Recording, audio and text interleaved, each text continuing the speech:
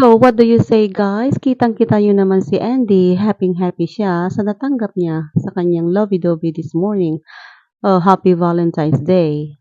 On this special day, Philmar surprised Andy with a bamboo leaf wrapped bouquet of flowers as seen in his Instagram reel this Friday.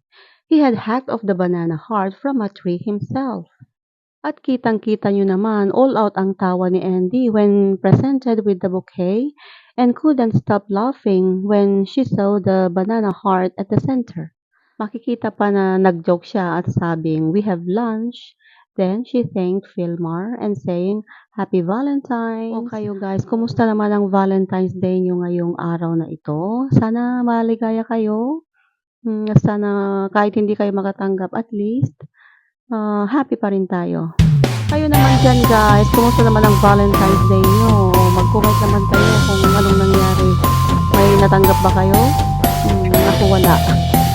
Kahit flower wala. So, at least buhay pa naman tayo at saka healthy. Walang sakit.